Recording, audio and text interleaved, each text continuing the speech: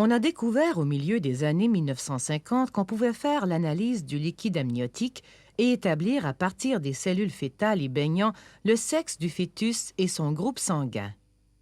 Par la suite, on a mis au point des techniques révolutionnaires pour examiner les chromosomes et déceler quelques maladies chez l'embryon. Aujourd'hui, l'amniosynthèse permet de diagnostiquer bon nombre de maladies génétiques.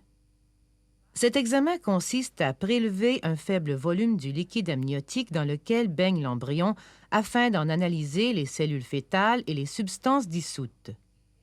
L'amniosynthèse est proposée lorsque les deux conjoints sont porteurs d'une maladie héréditaire ou lorsque la mère a plus de 35 ans. Elle permet de déceler certains troubles génétiques et de renseigner sur la maturité du fœtus vers la fin de la grossesse.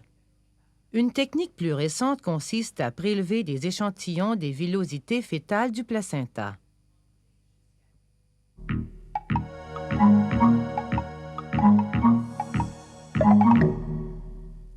Pour pratiquer une amniosynthèse, la position du fœtus et du placenta doit d'abord être déterminée. Parce qu'il y a un risque de blesser le fœtus tant que le liquide amniotique est peu abondant, l'amniosynthèse est effectuée après la 14e semaine de grossesse. Au moyen d'une aiguille introduite par la paroi abdominale jusque dans la cavité de l'utérus, puis dans le sac amniotique, on prélève environ 10 ml de liquide. Le liquide amniotique se compose surtout d'urine fœtale et contient en suspension des cellules provenant de la peau du fœtus, par exemple. Ces cellules sont séparées du liquide par centrifugation et diverses analyses sont ensuite pratiquées.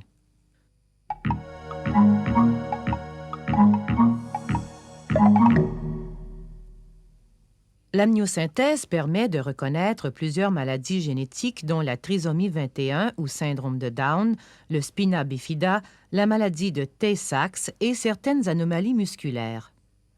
Pour diagnostiquer un cas de trisomie 21, par exemple, une simple observation du karyotype est nécessaire. On sait qu'une cellule normale compte 23 paires de chromosomes. L'embryon trisomique possède dans ses cellules 3 chromosomes 21 au lieu de 2.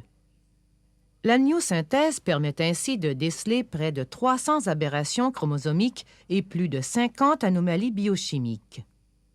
Elle peut également déterminer le sexe du fœtus, renseignement très important dans le cas d'anomalies récessives liées au sexe où il existe un risque de 1 sur 2 que le gène anormal porté par la mère soit transmis au fœtus.